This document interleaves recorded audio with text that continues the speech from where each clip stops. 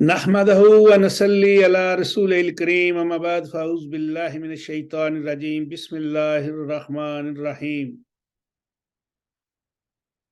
واعتصموا بحبل الله جميعا ولا تفرقوا صدق الله لا مولانا العظيم صدق الله على رسوله الكريم قال رب تعالى سبحانه في القرآن الحكيم وكتاب الحميد اللهم صل على محمد وعلى آل محمد اللهم صل على محمد وعلى آل محمد اللهم صل على محمد وعلى آل محمد واصحاب محمد واہل بیت محمد۔ محترم ناظرین اور سامعین، بہت ہی دنوں کے بعد یعنی سپتمبر پورا، اکتوبر، نومبر اور آج دسمبر کی 6 تاریخ کو میں آپ کے ساتھ پھر وائس آف جموں کشمیر پہ حاضر ہوں سچ کے ساتھ۔ بہت سی افواہیں بھی ہوئیں، غلط فہمیاں ہوتی ہیں، لوگوں کو پتہ لگا کہ یائد مرزا صاحب نے کیوں پروگرام ختم کر دیا، کیا ہوا۔ بہت سے فون بھی آئے، میسج بھی آتے ہیں، آ بھی رہے ہیں۔ تو سب سے پہلے یہ بتا دوں کہ میں کچھ صحت کے مسائل تھے میرے، اور اس کے بعد کوئی بھی پروگرام جب ہم ایک ہی لمبا عرصہ کرتے ہیں لوگ بیزار ہو جاتے ہیں سنتے ہوئے بھی، کیونکہ ہم اتنے بڑے کوئی اینکرز وغیرہ تھے نہیں۔ تو اس کے بعد پھر شوکت صاحب کے بھی کچھ مسائل تھے، ان کی بھی کچھ اور معاملات تھے، تو ہم لوگ پروگرام نہیں کر سکے۔ ہم لوگ اکٹھے بیٹھتے ہیں، روزانہ ملتے ہیں تقریباً، لیکن پروگرام کی طرف نہیں آئے۔ اب پھر میں حاضر ہوں آج سچ کے ساتھ، دوبارہ سچ۔ سچ کیا ہے؟ میں نے پہلے بھی عرض کی تھی کہ سچ کو سننا، سچ کو برداشت کرنا، سچ کو کہنا اور سچ کے ساتھ کھڑا ہونا ایک کھٹن کام ہے، لیکن الحمدللہ ہم یہ کام ایسے ہی انجام دیتے رہیں گے اور دے رہے ہیں۔ کل سے ایک خبر تھی، وزیر اعظم پاکستان منگلا کے مقام پہ تشریف لائے۔ انہوں نے منگلا ڈیم کی کوئی اپریزنگ کا کوئی اس طرح کا افتتاحی کوئی 5واں 6واں یونٹ کا افتتاح کرنا تھا۔ وہاں پہ انہوں نے وزیر اعظم آزاد کشمیر کو آفیشلی تو انوائٹ نہ کیا، بقول وزیر اعظم آزاد کشمیر۔ اس کے بعد جب وزیر اعظم آزاد کشمیر کو پتہ لگا، انہوں نے کہا، وہ کہتے ہیں کہ میں نے کہا کہ میں وہاں پہ جا کے جب ان کا استقبال کروں گا تو ان کی شان میں اضافہ ہوگا، اور اگر میں نہ گیا تو ان کی شان میں اضافہ نہیں ہوگا۔ یہی بات ہوئی، دو ہی باتیں، لازم و ملزوم۔ جیسے کہتے ہیں نا کہ ایک ہر چیز کے دو چیزیں ہوتی ہیں، پازیٹیو اینڈ نیگیٹو۔ جس طرح مسکولن اینڈ فیمینن ہوتا ہے، ہی اینڈ شی ہوتا ہے، دے اینڈ دیئرز ہوتا ہے۔ تو خیر، وزیر اعظم نے یہ سوچا اور وہاں پہ تشریف لے گئے۔ پھر ان کو بقول وزیر اعظم آزاد کشمیر کے کہ وزیر اعظم پاکستان کے جو پروٹوکول کے جو لوگ تھے یا وابطہ کام تھے، انہوں نے ان کو اندر جانے بھی نہیں دے رہے تھے، لیکن بڑی مشکل اور جد و جہد اور سٹرگل سے وہ اندر چلے گئے۔ خیر، اندر چلے گئے، بات ہو رہی تھی، ان کا خطاب ہو رہا تھا۔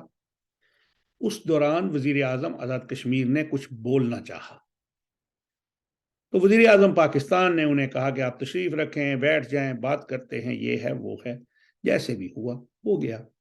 آخر میں یار لوگوں نے تو بھی ایسی وہ سوشل میڈیا پہ بنا دیا کہ جی ان کو دھکے بھی پڑے یا یہ بھی، اللہ جانے واللہ عالم بالغیب۔ اگر پڑے ہیں تو زیادتی ہے، اگر نہیں پڑے تو جھوٹ ہے، تب بھی یہ زیادتی ہے کہ ان کے ساتھ یہ بات منسوب کرنا۔ ہمارے کچھ بھائیوں نے، کچھ دوستوں نے کہا کہ یہ بڑی بے عزتی ہوئی ہے، یہ مسئلہ کشمیر کی غیرت کا ہے، کشمیر کی قوم کا ہے، تو ہمیں اس پہ احتجاج کرنا چاہیے۔ میں نے اس سے پہلے ایسے ایک دو ویلا شارٹ ٹائم کیے کہ یار عزت افزائی، یہ آپ لاکھ باتیں چھوڑیں۔ میں نے اب پوری وہ بات سنی، اب بات ہوتی ہے اس پہ کہ اس سے پہلے کون سی ہمیں عزت کے تمغے پہنائے جاتے ہیں۔ کیا سردار ابراہیم خان صاحب کو 1900 उस 50-53 की दहाई में उन पे मुकदमा नहीं बना था, और वो भी गद्दारी का बना था, शायद ना पता हो किसी को। क्या KH खुर्शीद साहब को प्रेसिडेंट हाउस से कैसे निकाला गया और कहां रखा गया, और 15-20 दिन उनको किस लिबास में रखा गया? क्या उस वक्त इज्जत हुई? 1974 के दौर में सरदार मोहम्मद अब्दुल कयूम खान साहब को कैसे ईवान से निकाला, कैसे उनको जेल में रखा? वो तो भला हो 1977 में PNA की तहरीक का, तो वहां पे मुज़ाकरात की जरूरत पड़ी भट्टो साहब को, तो उन्होंने उनको रिहा किया। थोड़ा उससे भी आगे चलते हैं, और आगे चलें। आज़ाद कश्मीर के अंदर 2005 में वज़ीर आज़म आज़ाद कश्मीर सरदार सिकंदर हयात ने क्या कहा था कि मैं कब्रिस्तान का वज़ीर आज़म हूं। हमें यह भी शनीद है कि आज़ाद कश्मीर के कुछ सदर और वज़ीर आज़म जब ईवान सदर और ईवान वज़ीर आज़म में मिलने जाते हैं तो उनको घंटों खड़ा कर दिया जाता है। और हम ये भी जानते हैं कि एक वाहिद शख्सियत सरदार सिकंदर हयात थे कि वो मिलने गए उस वक्त किसी वज़ीर आज़म को, तो उस वज़ीर आज़म के आगे जो बैटलर होता है उन्होंने कहा, जी सर आप आधा घंटा इंतजार करेंगे। वो अभी नहीं है। उन्होंने कहा अच्छा, उनको कहेंगे मैं जा रहा हूँ इसलिए कि मेरे पास आधा घंटा इंतजार करने का नहीं, या I am going to back my Kashmir house. When ये होती है, मैं सलाम पेश करता हूँ सरदार सिकंदर हयात की फौतगी के बाद भी उनको। उसके बाद आज जिन लोगों को ज्यादा गैरत याद रही उनके लिए भी थोड़ी चर्चा करूँ। अभी मैं अगले मसले पे आता हूँ। ये मैं मजम्मत करता हूँ इस मामले की। शहबाज शरीफ साहब ने जो कुछ किया गलत किया। पाकिस्तान की गवर्नमेंट को सरदार तनवीर इलियास को बुलाना चाहिए था वहां पे। जब मामला कश्मीर की के वसाइल पे हो रहा है, कश्मीर के प्रोजेक्ट्स पे हो रहा है, तो आजाद कश्मीर के वज़ीर आज़म को बुलाना चाहिए। अगर नहीं बुलाया तो मजम्मत करता हूं भाई, लेकिन अगली बात सुने। आज सब लोग ये दावे कर रहे हैं जी वो इज्जत गई। जिस दिन फयाज चौहान ने फयाजुल हसन चौहान ने वज़ीर आज़म राजा फारूक हैदर की तरफ नहायत ही नाजेब अल्फाज कहे थे, जुबान निकालने का कहा था, उस वक्त मेरे प्यारे दोस्त कहां थे? इन दोस्तों को उस वक्त क्यों नहीं ये बात याद आई कि ये भी कश्मीर की इज्जत का मामला है, वो भी कश्मीरी वज़ीर आज़म था। हालांकि मेरा उसकी पार्टी से कोई तल्लक नहीं, मैं खुद मुख्तार रियासत की पार्टी के बंदा रखता हूं। मैं पाकिस्तान की किसी भी सियासी जमात तल्लक रखता, मैं आज़ाद कश्मीर की हर उस सियासी जमात से बराई रखता हूं जो पाकिस्तान की सियासी जमात उससे तल्लक रखती है। मैं आज़ाद कश्मीर की अपनी सियासी जमात का बंदा हूं। उसके बाद जब सदाकत अवासी ने साबिक वज़ीर आज़म आज़ाद कश्मीर मौजूदा सदर बैरिस्टर सुल्तान महमूद चौधरी के बारे में हतक अमेज कलमात कहे, वीडियोज इशू डायल वायरल की, उस वक्त मेरे प्यारे दोस्त कहां थे कि जिन्होंने एहतजाज नहीं किया बल्कि खुश हो रहे थे? क्यों? कि उस वक्त इंटरनल PTI का मामला था। PTI के अपने लोग थे उसमें, और वो एक दूसरे को नीचा दिखाने के लिए ऐसे इसलिए एक दूसरे के खिलाफ बातें कर रहे थे। और अब आते हैं हम इस मामले पे। हमने मुतअद्दिद बार यही कहा और हमेशा यही कहा कि हम कश्मीरियों को कश्मीर की सियासी जमातों में रहना चाहिए। कश्मीरियों की अपनी सियासी जमातें जो हैं उनको कश्मीर के अंदर इलेक्शन लड़ने की मुकम्मल इजाजत होनी चाहिए। हमने हमेशा ये कहा कि कश्मीर के वसाइल पे कश्मीरियों का हक होना चाहिए। कश्मीर के वसाइल पहले कश्मीरियों के लिए और फिर दूसरों के लिए। हमने हमेशा ये कहा कि कश्मीरी कौम से पूछा जाना चाहिए کہ آپ کے جو ریسورسز ہیں ان میں سے آپ کو کیا ملے. ہم یہاں پہ ایک پروجیکٹ بناتے ہیں تو اس پروجیکٹ کے لیے پوچھنا چاہیے. اب آتے ہیں اس موجودہ کل کے افتتاح پہ. وزیر اعظم پاکستان تشریف لائے, انہوں نے افتتاح کیا, یعنی میرپر کے منگلا ڈیم کو مزید گہرائیوں میں لے جانے کے لیے, وہاں سے سستی بجلی پیدا کرنے کے لیے, وہاں پہ پانی کا ذخیرہ مزید بڑھانے کے لیے.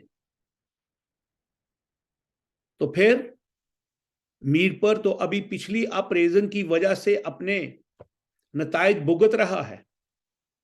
کتنے مکانوں میں دراڑیں پڑ گئی, کتنی کوٹھیاں گر گئی, کتنی بڑی زمین کھوکھلی ہو گئی. جاتلاں کا ایریا, نہر کا ایریا دونوں طرف اندر سے بتبار ہو گئی. اکال گڑھ سے لے کے ڈڈیال تک جو ڈیم کے کنارے کا ایریا ہے اس کی زمینیں اندر سے کھوکھلی ہو گئی. اس کا شخصانہ یہ ہے کہ کئی دفعہ کوٹھیاں گری, ایک میرج ہال تک گرے.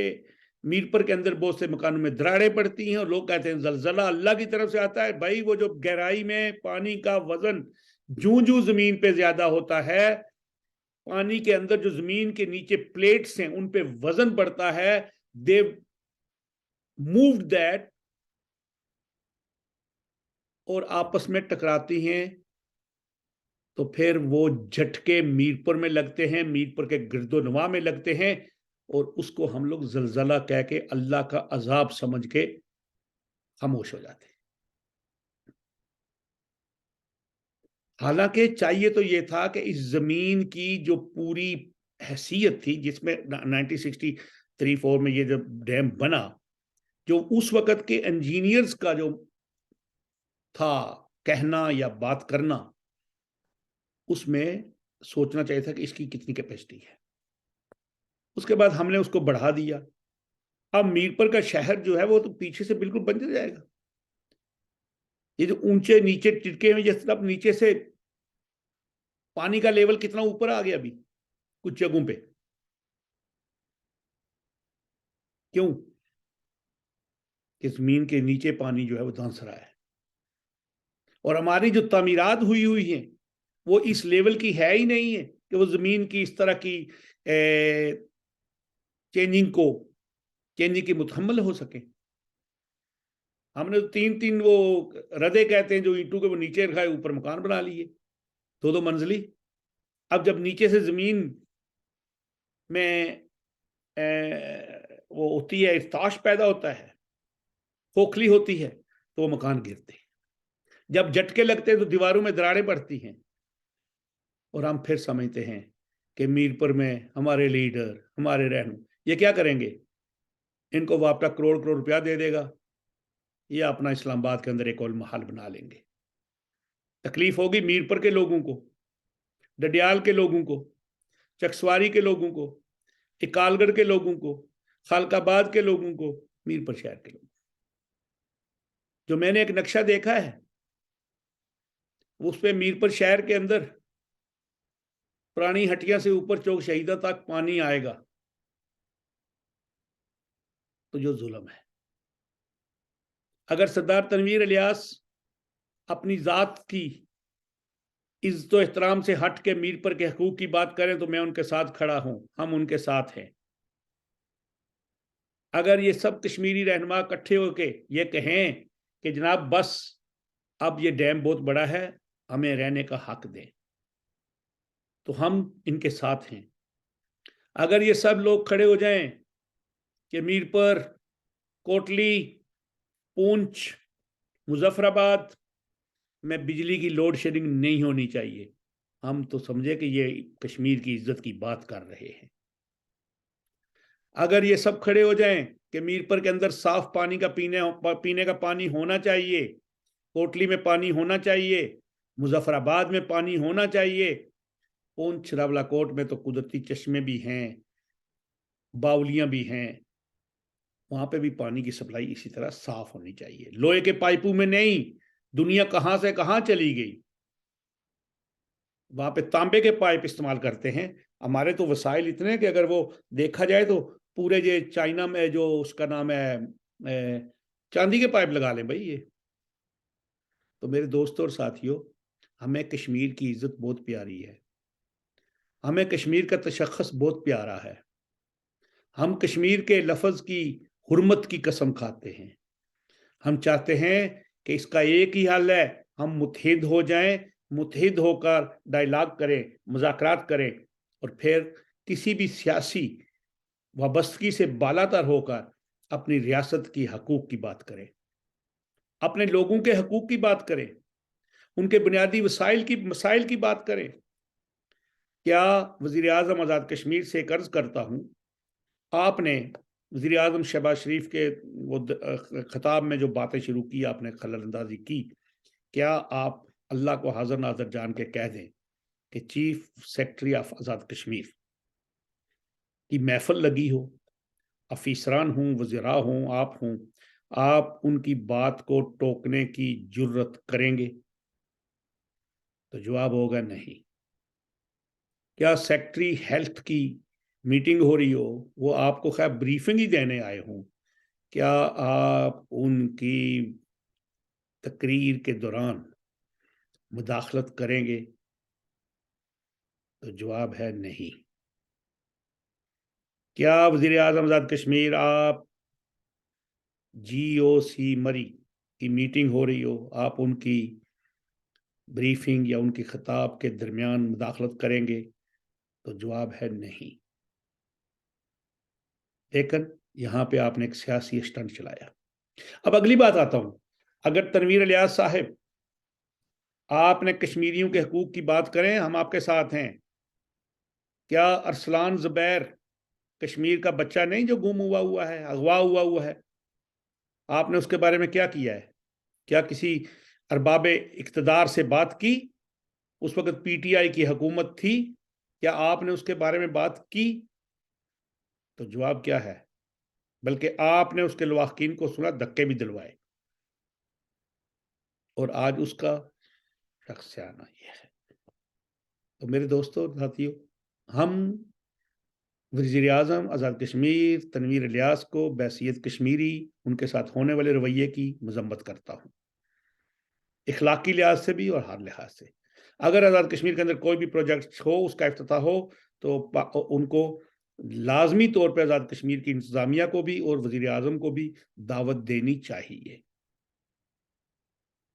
اور بریفنگ دینی چاہیے.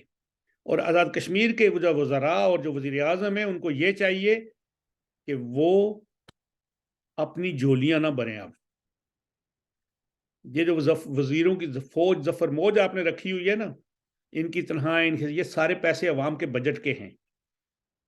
ان سے آزاد کشمیر کے عوام کو پینے کا پانی، صحت کے صحت کی سہولتیں اور تعلیمی سہولتیں دے، اسپتالوں میں دوائیاں دے، تو یقین کریں کشمیری قوم آپ کے ساتھ ہوگی. وما علینا الا البلاغ المبین.